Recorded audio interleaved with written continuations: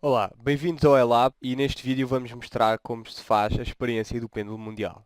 Abrimos a plataforma, escolhemos a experiência pêndulo mundial, também podemos escolher pêndulo mundial Ilhéus, mas vamos ficar pelo pêndulo mundial desta vez. Carregamos em entrar e aparece-nos o lançador da experiência. Temos que escolher os parâmetros do deslocamento inicial do pêndulo, que vamos escolher 10 centímetros para podermos trabalhar com a aproximação de pequenas oscilações. De seguida escolhemos o número de amostras igual a 200, de forma a termos uma boa estatística. Ficamos assim com uma experiência com a duração de 11 minutos e vamos então dar início à experiência. Carregamos em OK para ficarmos com o controle e agora temos que carregar Play para iniciar a experiência. Demora algum tempo a configurar, mas em breve estará pronta.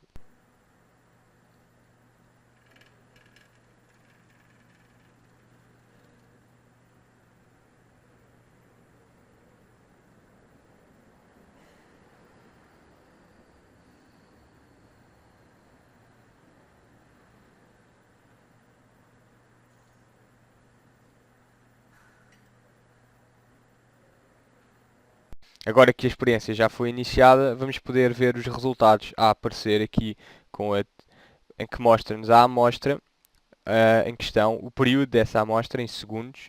Podemos aqui alargar isto. O erro desse período, também em segundos.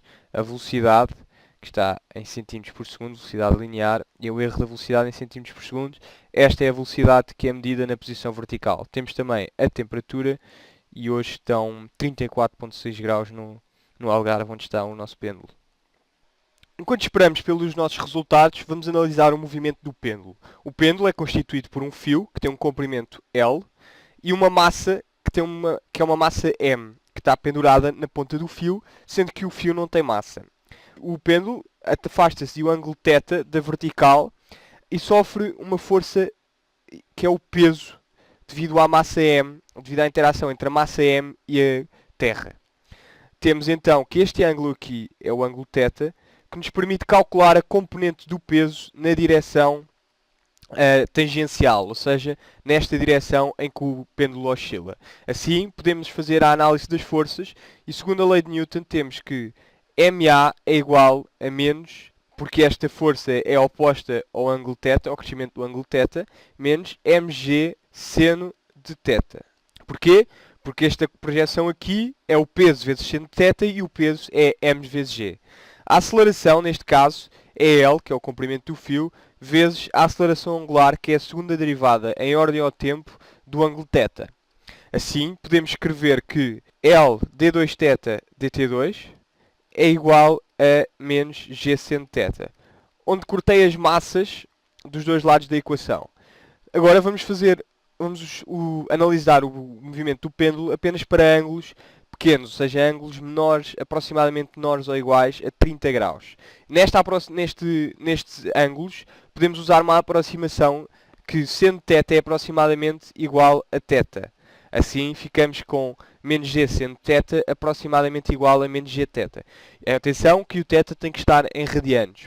Assim, obtemos a equação de movimento do pêndulo para θ. d2θ dt2 é igual a menos g sobre L θ. Isto diz-nos que o pêndulo tem um movimento harmónico simples, porque a equação é a mesma da equação de uma mola, com uma frequência angular dada por raiz de g sobre L. Temos então que o período é 2π sobre a frequência angular, é igual a 2π raiz de L sobre g. E por esta expressão podemos ver que nesta aproximação o período do pêndulo não depende da sua massa. E vemos também que temos aqui a aceleração da gravidade, que é o que nós vamos calcular através da nossa experiência, através das medições que vamos fazer. E vamos poder comparar a aceleração da gravidade em diferentes pontos do globo. Vamos agora buscar os nossos dados para efetuar a análise. Agora já temos aqui algumas amostras, 74, 75, exatamente agora. Podemos ver aqui o que é que nos mostra o histograma do período do movimento, que dá o período em função de certos intervalos. Como podemos ver, há um intervalo central, onde cai a maior parte das amostras, e já temos aqui uma certa tendência de uma gaussiana, que analisaremos com mais cuidado na análise dos resultados.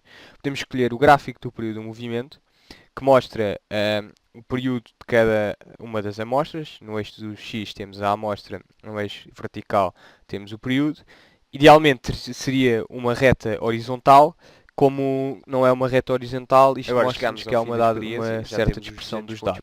Temos também o gráfico da velocidade, onde podemos ver que a velocidade linear do pêndulo, na posição vertical, está a diminuir com o tempo. Temos esta tendência aqui, e a diminuição deve-se à presença de fatores dissipativos, nomeadamente o atrito.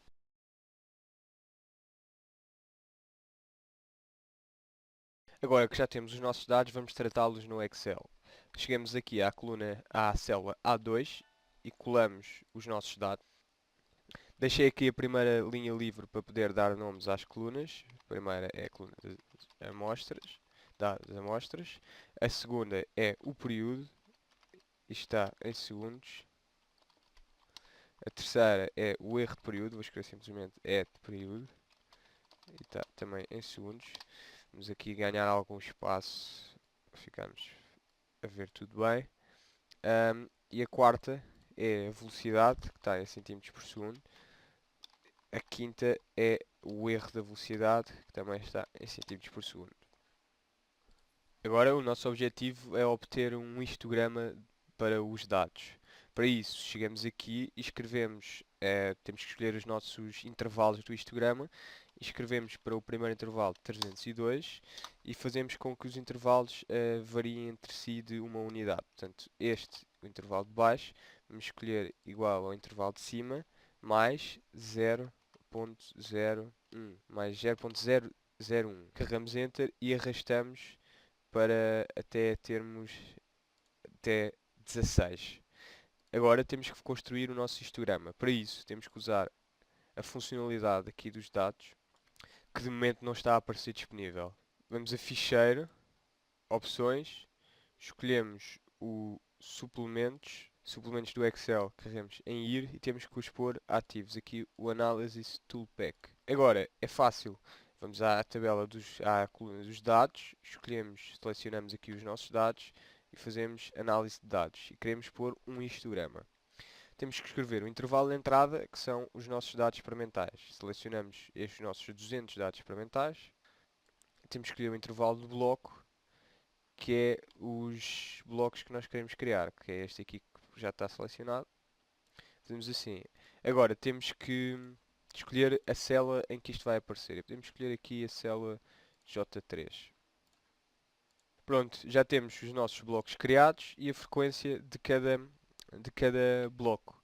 Agora temos apenas que representar tudo num histograma, num gráfico mesmo. Por isso, fazemos aqui inserir gráfico coluna e já temos aqui o nosso histograma. Libertando aqui algum espaço, vou pôr isto aqui. Temos o nosso histograma. Agora, isto está aqui um erro, porque, como veem, temos aqui a frequência, que é a barra encarnada, como podem ver, e temos a barra azul que corresponde aos intervalos. Ele está a fazer um plot y desta coluna e desta coluna em função do número. Portanto, temos que apagar aqui os dados a azul, a série 1. Vamos a selecionar dados e chegamos aqui onde diz série 1 e dizemos remover. Depois, para o intervalo do rótulo do eixo, adicionamos a série 1 e carregamos em OK. E agora já temos o nosso histograma com o eixo do X correto. Agora vamos calcular a nossa estatística, para isso vou puxar o gráfico aqui um pouco para baixo e vamos aqui e colamos aqui um texto-chave que tenho preparado que diz estatística, média e desvio padrão. E agora temos que calcular a média, que é a função média, escrevemos o igual, sempre a carregar no shift, média, logo a primeira que aparece, e temos agora que selecionar os dados para os quais queremos calcular a média, que são os dados do período, selecionamos os nossos 200 dados do período, e pronto, vai aparecer agora a média calculada quando fecharmos os parênteses e carregarmos Enter. O desvio padrão tem uma função, que é a função desvpadrão, desvpad, e temos novamente que selecionar os nossos dados e ele calcula o desvio padrão. Cá estão selecionados, enganei-me, selecionei apenas 199, mas aqui à mão posso pôr o 201 e fechar parênteses e já temos o desvio padrão calculado. Agora, para calcularmos a aceleração da gravidade, precisamos de utilizar a expressão que vimos para o período do pêndulo, em que o período é dado por t igual a 2π raiz de L sobre g. invertendo a expressão para g, temos que g é igual a 4π ao quadrado sobre t ao quadrado vezes L. O erro de g é então dado por dg, chegar aqui um bocadinho para baixo, dl, em propagação de erro linear, erro de L, que é igual a 4π quadrado sobre t quadrado vezes erro de L, que é igual a g sobre L, erro de L. Agora, para sabermos o comprimento do fio, o L, que é o único dado que não temos em nossa posse, temos que ir ao wiki do LAB. Para isso, vamos ao Google, googlamos wiki LAB ISD e é logo a primeira entrada, repositório de conteúdos. E agora temos que escolher aqui o laboratório básico, que é onde está a experiência do pêndulo mundial, e no aparato experimental temos o comprimento real do fio do Algarve, que são 2677 mm, com um erro de meio milímetro. Vamos ter que somar o raio da esfera ao comprimento, ao comprimento real do fio para obtermos o comprimento efetivo. Voltando aqui ao Excel, vou criar aqui uma célula para o comprimento do fio. E agora vou-vos mostrar porque é que o comprimento do fio porque é que temos que somar ao comprimento do fio o raio da esfera. Vou desenhar aqui um esquema do pêndulo, em que temos o fio, temos aqui a esfera, e, portanto o comprimento do fio vai ser a distância do centro da esfera ao ponto. Porquê? Porque estamos a utilizar a aproximação de que a esfera é representada pelo seu centro de massa. Portanto, é a distância do centro de massa ao ponto de apoio, que é este comprimento aqui, que é igual ao comprimento do fio, mais o raio, que é esta distância aqui, r da esfera. Assim, utilizando os dados anteriores, o comprimento do fio vai ser 2677 em milímetros, temos que converter para metros, portanto vezes 0.001, mais 81.8, que era o diâmetro, milímetros temos que passar para metros novamente, e dividir por 2, porque o raio é metade do diâmetro. Tenho que pôr aqui um igual para isto fazer a conta. E obtemos assim o comprimento do fio em metros. O erro do comprimento do fio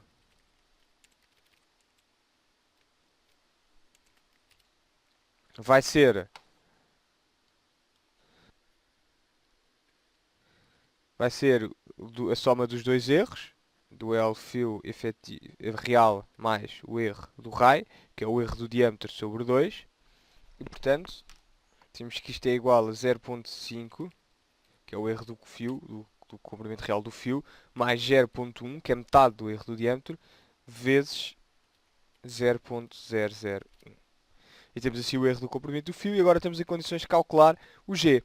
Ora, o G é igual a 4 vezes π,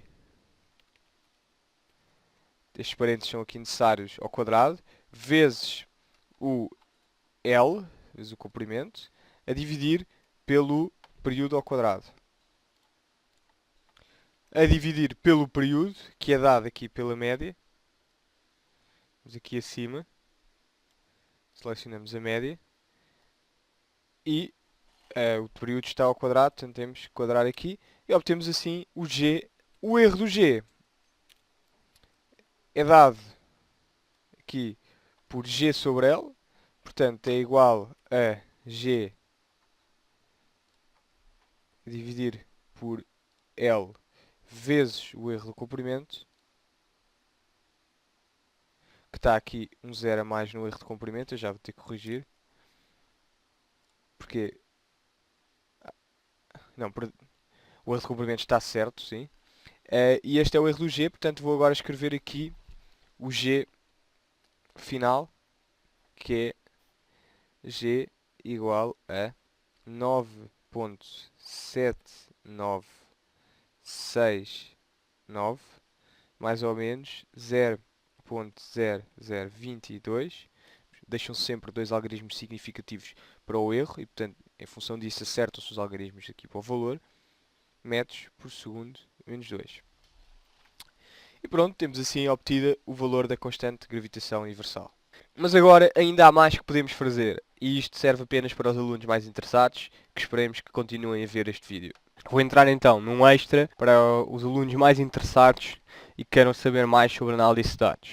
Para isso vamos fazer um ajuste a um histograma. E é isso que eu já vos preparei aqui, em que temos três parâmetros: média, desvio padrão e normalização. E vamos querer ajustar aqui o nosso histograma a uma gaussiana, a uma distribuição normal, também conhecida por distribuição de Gauss. Para isso vamos pôr aqui nesta célula o ajuste gaussiano, Na célula ao lado pomos a função custo, que já vou explicar o que é. E agora temos que dar aqui valores à média, ao desvio padrão e à normalização. Vamos dar valores parecidos ao que obtivemos: 309, 3.309, 4, desvio padrão 0.025, 7 e a normalização. A normalização está relacionada com o bin, com o número de contagens maior, portanto temos 42, vamos dar valor de 40. Agora, aqui na primeira célula do ajuste gaussiano, colo-vos aqui o que preparei, em que temos o J27, ou seja, a normalização. Aí temos aqui a expressão de uma distribuição gaussiana, que é basicamente uma exponencial do ponto. O ponto é aqui o bin, J4, menos J25, que é a média, a dividir pelo desvio padrão. Tudo isto ao quadrado. Temos que pôr aqui o zero, porque senão dá erro. Carregamos OK e arrastamos esta expressão do ajuste gaussiano para todos os bins. E agora queremos calcular a função custo, ou seja, o módulo da diferença entre o ajuste gaussiano e o número de contagens do bin em questão. Novamente, arrastamos para todas as contagens, para todos os bins, arrastamos para todos os bins e obtemos aqui estes conjunto de valores. E o que nós queremos minimizar é a soma da função custo, ou seja, a função custo diz-nos o que é que nós temos que minimizar. Nós queremos minimizar o desvio entre a função gaussiana e os bins, para obtermos assim a função gaussiana que melhor se ajusta aos nossos dados. Assim, isto é igual à soma destes valores todos, restamos, OK. E a soma agora está em 79. Agora vamos aqui ao solver e queremos minimizar o M19, ou seja, aqui o total da soma da função custo. Alterando as células de variável entre J27, entre J25, que é a média, e J27, que é o número de ocorrências. E assim vamos obter os dados do ajuste. Queremos resolver, aparece para mostrar a nova solução. E já aqui temos uma média parecida, um desvio padrão também parecido e uma normalização de 28.99, ou seja, praticamente 30, aqui perto do número de contagens do bin, cujo número de contagens é máximo. Agora, vamos fazer aqui um plot, fazer um gráfico desta gaussiana. Para isso, vamos aqui ao nosso gráfico. Carregamos nos dados, carregamos com o lado direito do rato, selecionar dados e adicionamos aqui uma nova série, que eu vou chamar série 1, e escolhemos os novos dados, que são os dados do ajuste gaussiano, que é o que queremos plotar. Carregamos então em OK, OK, e já aparece aqui. Agora temos que mudar o gráfico para um gráfico de linha, em vez de um gráfico de barras. Para isso, alterar tipo de gráfico ou série, escolhemos aqui linha, e já está, já temos aqui a nossa gaussiana.